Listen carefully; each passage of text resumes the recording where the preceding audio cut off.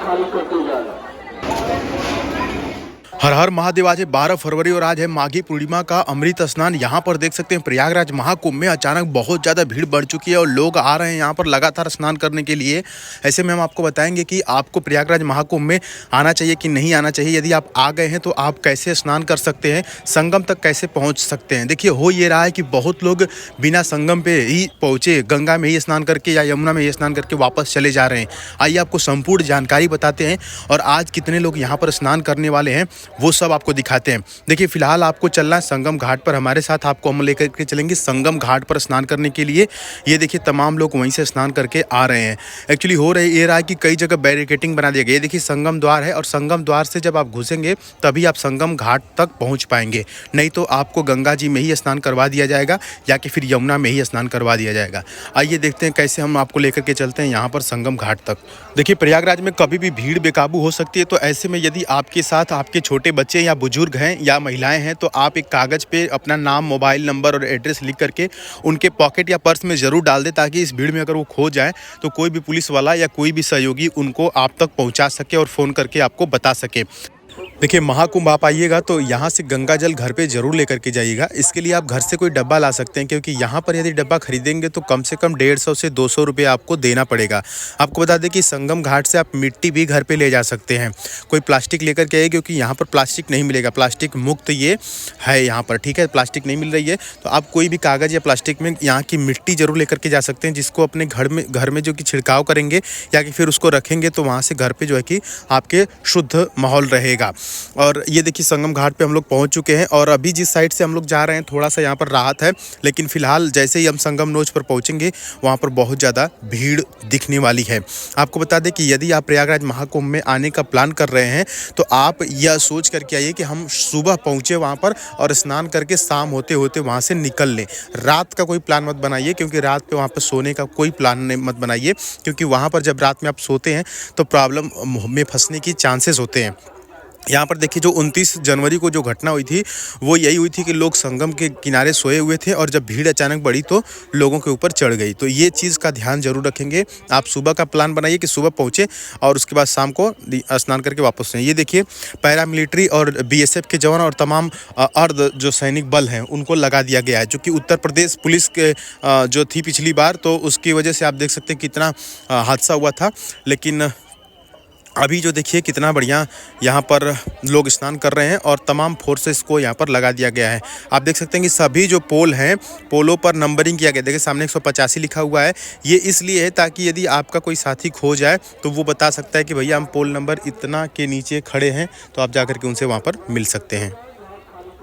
देखिए यदि प्रयागराज में आप भी आना चाहते हैं तो सबसे बढ़िया जो साधन है वो है ट्रेन का, क्योंकि अगर आप अपने कार या अपने साधन से आते हैं तो आपका कार कम से कम 10 से 15 किलोमीटर पहले ही रोक दिया जाता है और जाम में आप फंस जाते हैं। यदि बस से भी आते हैं तो बस को भी 10 किलोमीटर पहले ही रोक दिया जा रहा है, लेकिन यदि आप ट्रेन से आते हैं तो आपके लिए सबसे बेहतरीन ऑप्शन होगा। ये देखिए फिलहाल हम लोग संगम घाट पर पहुँच चुके हैं और यहाँ की वर्तमान स्थिति देख सकते हैं। आज जो है कि 12 फरवरी का ये माघी पूर्णिमा का अमृत स्नान यहाँ पर हो रहा है और आप लाइव देख रहे हैं कितना अद्भुत नज़ारा है। हर हर गंगे, जय हो प्रयागराज। ये देखिए महाकुंभ माघी पूर्णिमा स्नान लाइव। अब तक लगभग 48 करोड़ श्रद्धालु स्नान कर चुके हैं और यह जो आंकड़ा है यह जब से प्रयागराज महाकुंभ लगा इस बार अब तक लगभग 48 करोड़ श्रद्धालु यहाँ पर स्नान कर चुके हैं। परिवार के साथ आने वाले ध्यान दें। आज की स्थिति जो है 12 फरवरी लाइव आप देख रहे हैं। प्रयागराज महाकुंभ में संगम नोच पर स्नान करने के बाद हम लोग चलेंगे सेक्टर नंबर 17, 18, 19, 20 और 21, 22 की तरफ। यहाँ पर देखिए बड़े बड़े कैमरे भी लगाए गए हैं। अब हम लोग ये घाट का नज़ारा है और आपसे हम बता दें कि जो भी महिलाएं आएंगी वो स्नान करने के बाद अपने कपड़े चेंजिंग रूम में ही चेंज करें, क्योंकि वहाँ पर कई लोग वीडियो बनाते रहते हैं और ऐसे में आपकी फुटेज वहाँ पर आ सकती है। तो चेंजिंग रूम वहाँ पर बहुत सारे बनाए गए हैं, तो आप चेंजिंग रूम में जाकर के ही अपने कपड़े चेंज करें। फिलहाल हम लोग यहाँ पर संगम घाट में स्नान करने का हमने आपको दिखाया और उसके बाद अब हम चल रहे हैं ऐसे जगह पे जहाँ पे तमाम नागा साधु और तमाम साधु संत जो हैं, जो कथावाचक हैं, वो वहाँ पर मौजूद दिखाई देंगे और आपको वहाँ पर हम लेकर के चलेंगे। वहाँ पर देखिए स्नान करने के बाद आपको जाना है साधु संतों के पास, वहाँ उनका पैर छूना है, आशीर्वाद लेना है और हो सके तो आप दान पुण्य भी कर सकते हैं।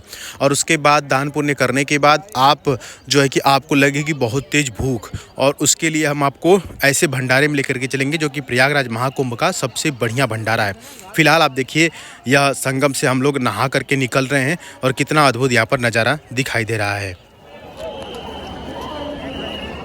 देखिए स्नान करने के बाद आपको पीपा पुल के माध्यम से गंगा उस पार चले जाना है, क्योंकि तमाम साधु संत और तमाम जो भंडारा है, जो कथाएं हो रही हैं, वो सब गंगा उस पार हो रही हैं। और देखिए अभी हम पीपा पुल के माध्यम से उस पार आपको लेकर के चलेंगे। ये देखिए इधर का जो नज़ारा अभी आप देख रहे हैं, ये देखिए पीपा पुल है और इसी से हम लोग गंगा उस पार चलेंगे। और आपको बता दें कि ये जो जितने भी पीपा पुल बने हैं, आप जब महाकुंभ में जाएंगे या पहुँच गए होंगे तो आप देखिएगा जितने भी पीपा पुल बने हैं सभी गंगा नदी के ऊपर बने हैं। जहाँ पीपा पुल दिखाई दे आपको समझ लेना है कि ये गंगा नदी है। और ये देखिए तमाम ये जो लोग स्नान कर रहे हैं, ये सभी लोग गंगा किनारे स्नान कर रहे हैं। ये लोग संगम पे स्नान नहीं कर रहे हैं। जो अभी हमने स्नान दिखाया था वो संगम वाला था, लेकिन ये जो किनारा है ये गंगा किनारा है। और हो यही रहा है कि लोग कितना 100 किलोमीटर दूर से आ रहे हैं और गंगा में ही स्नान करके चले जा रहे हैं। भाई गंगा में स्नान करना है तो आप वाराणसी या गाजीपुर कहीं भी स्नान कर सकते हैं। ये देखिए गंगा की जलधारा कितनी तेज है, यहाँ पर आपको सामने दिखाई दे रहा है। पीपा पुल पर अभी हम मौजूद हैं और यहाँ से सीधे गंगा जी आगे जाकर के यमुना मिल रही हैं। और हम लोग उस नोज पे, वो जो कॉर्नर दिखाई दे रहा है वहाँ पे अभी हम लोग थे। वहाँ से स्नान करके हमने आपको दिखाया कि किस प्रकार से आप पीपा पुल के माध्यम से गंगा उस पार जाएंगे। और ये देखिए तमाम लोग जा रहे हैं स्नान करने के बाद, सभी लोग गंगा उस पार जा रहे हैं। और गंगा उस पार जब जाएंगे तो वहीं पर आपको तमाम साधु संत, भंडारा, कथा वाचक सब कुछ मिलेगा। ये देखिए ये गंगा के दोनों साइड, इस पार और उस पार सभी लोग यहाँ पे स्नान कर रहे हैं। तो ये गंगा पे स्नान करने के लिए आप नहीं जा रहे हैं, इस चीज़ का ज़रूर ध्यान दीजिएगा, क्योंकि संगम घाट का अपना अलग महत्व है। संगम पर ही जाना है और संगम पर जाने के लिए आपको संगम द्वार से ही घुसना है। संगम द्वार पे घुसेंगे तो आपको डायरेक्ट संगम घाट वो पहुँच जाएगा लेकर के आपको, ठीक है। और ये देखिए अभी ये लोग झूसी की साइड नहा रहे हैं, ठीक है। तो ये यहाँ पर जो लोग हैं ये सभी लोग गंगा के किनारे स्नान कर रहे हैं, तो इस चीज़ का ज़रूर आप ध्यान देंगे। चलिए हम लोग चलते हैं उस पार।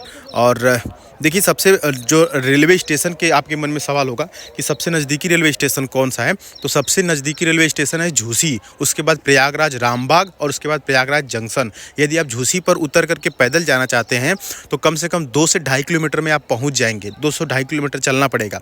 यदि वहीं आप प्रयागराज रामबाग से उतर के जाते हैं तो कम से कम 4 से 5 किलोमीटर चलना पड़ेगा। लेकिन वहीं प्रयागराज जंक्शन से उतर के जाते हैं तो कम से कम 6 किलोमीटर चलना पड़ेगा। तो आपके लिए यदि आपके साइड में झूसी वाला रेलवे स्टेशन पड़ता है तो वो सबसे आसान है। आपको सिर्फ 2 से 2.5 किलोमीटर ही चलना पड़ेगा और आप आराम से प्रयागराज महाकुंभ मेला क्षेत्र में पहुंच जाएंगे। अभी देखिए हम लोग स्नान आदि करके पीपा पुल के माध्यम से गंगा इस पार आ गए हैं।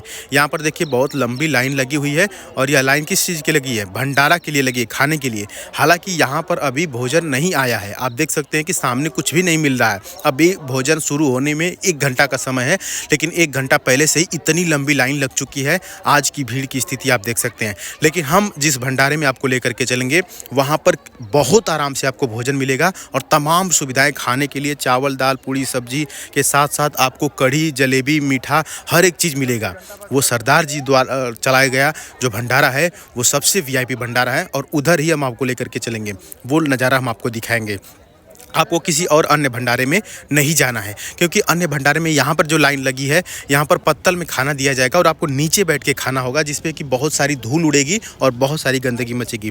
लेकिन हम चलिए आपको एक ऐसे भंडारे में लेकर के चलते हैं जो कि प्रयागराज महाकुंभ का सबसे वीआईपी, सबसे शुद्ध और सबसे बढ़िया भंडारा है। फिलहाल ये देखिए श्री हरे राम आश्रम यहाँ पर अन्न क्षेत्र बनाया गया है। आपको बता दें दोस्तों कि तमाम जो कथावाचक हैं वो आपको गंगा उस पार ही मिलेंगे, जिस वक्त जहाँ पे इस वक्त हम लोग मौजूद हैं। ये सेक्टर नंबर 19 है और आपको बता दें कि चाहे वो देवकी नंदन हो या कि फिर वो भवानी नंदन हो या प्रदीप मिश्रा जी हों, जितने भी कथावाचक हैं वो सभी लोग इन्हीं सेक्टरों में आए हुए हैं और यहीं पर कथा हो रही है। आप चाहें तो यहाँ पर घंटा 2 घंटा बैठ करके कथा भी सुन सकते हैं, ठीक है। तो इस चीज़ का ज़रूर ध्यान दीजिएगा। प्रयागराज महाकुंभ आए हैं तो प्लान यही होना चाहिए, सुबह स्नान कर लेंगे तो आपके पास पूरा दिन मिलेगा आराम से पूरा मेला क्षेत्र घूमने का और भंडारे का मज़ा लेने का। और उसके बाद जैसे शाम होगी आप स्टेशन की तरफ चलेंगे और रात में अगर कोई ट्रेन पकड़ेंगे तो सुबह होते होते आप अपने घर तक पहुंच जाएंगे। तो प्लान कुछ इसी प्रकार से होना चाहिए। सामने देखिए गाड़ी खड़ी हुई है, यहाँ पर पुस्तकें मिल रही है और ये पुस्तकें जो हैं वो गीता प्रेस से हैं। तो गीता प्रेस की कई सारी दुकानें आपको वहाँ पर देखने को मिल जाएंगी। तो वहाँ से आप कोई रामायण या कोई भी धार्मिक किताबें या तमाम चीज़ें आप धार्मिक जो है खरीद सकते हैं। यहाँ पर देखिए गीता प्रेस गोरखपुर द्वारा प्रकाशित पुस्तकें, यहाँ पर इस प्रकार का सेल लगा हुआ है, आपको हर जगह पर दिख जाएगा। ठीक है। तो अभी देखिए ये जो काफिला है ये हम लोग तो स्नान करके आ गए हैं, ये लोग जा रहे हैं अभी भी संगम घाट की तरफ। ये देखिए तो इधर साइड में जो सेक्टर नंबर हम लोग चल रहे हैं इस समय 20 और 21 की तरफ हम लोग पहुंच चुके हैं। तो इधर साइड में थोड़ी सी राहत है भीड़ को लेकर के, लेकिन संगम नोच पर जब हमने देखा कितनी ज़्यादा वहाँ पर भीड़ थी। यदि अभी आप प्रयागराज महाकुंभ में नहीं हैं या जाने का प्लान बना रहे हैं तो आपको बता दें कि 15 से 20 तारीख के बीच में बहुत राहत मिलेगी। आपको ट्रेन में सीट भी मिल जाएगी, आराम से जा पाएंगे। तो यदि आपके साथ बुजुर्ग हैं या महिलाएं हैं तो आप कोशिश करिए कि 15 से 20 के बीच में, 15 फरवरी से लेकर के 20 के बीच में आप जाएँ, क्योंकि 20 के बाद फिर जो महाशिवरात्रि है उसके लिए भीड़ बढ़ने लगेगी। तो महाशिवरात्रि से पहले यानी 20 के बाद भीड़ बढ़ने लगेगी। चलिए फिलहाल हम लोग आ गए हैं उस भंडारे में जिसकी हम बात कर रहे थे। आप देखिए कितना यहाँ पर इत्मीनान से बैठा करके सरदार जी द्वारा यहाँ पर भोजन कराया जा रहा है। थाली यहाँ पर मिल रही है और खाने में चावल, दाल, आप कढ़ी, जलेबी, पूड़ी, सब्जी के साथ साथ जो लोग खाना नहीं खाना चाहते हैं उनके लिए चाय की भी व्यवस्था है, एक मीठा भी है और थाली में भोजन कराया जा रहा है। इस प्रकार का भोजन यदि आप होटल में खरीदने जाएंगे तो कम से कम 150 से 200 रुपये थाली आपको मिलेगी। और यहाँ पर देखिए, और खाना खाने के बाद थाली भी आपको नहीं धोना है, थाली यहाँ पर रख देंगे। सरदार जी द्वारा ही थाली धोई जा रही है और धो करके वहाँ पर आपको साफ़ सुथरा थाली मिल जाएगी और जिसमें कि आप जा कर के आसानी से भोजन कर सकते हैं। और आप देख सकते हैं यहाँ पर धूल के कण भी आपको नहीं दिखाई देंगे। कितना साफ़ सफाई है और कितना बढ़िया यहाँ पर माहौल बना हुआ है। तो ऐसे में आप ज़रूर प्रयागराज महाकुंभ आकर के भोजन करें। और सरदार जी द्वारा जो है ये भंडारा चलाया जा रहा है, इन लोगों का यही रिक्वेस्ट है कि आप जो है कि थाली में चावल का एक भी दाना नहीं छोड़ें और ना ही एक भी रोटी का टुकड़ा छोड़ें, क्योंकि वो अनाज बहुत मेहनत से उगाते हैं। ठीक है। तो उम्मीद करते हैं दोस्तों कि आपको यह वीडियो बिल्कुल पसंद आई होगी। चैनल पर नहीं तो ज़रूर सब्सक्राइब कर लीजिएगा और साथ ही साथ हर हर महादेव ज़रूर लिख दीजिएगा। हर हर महादेव।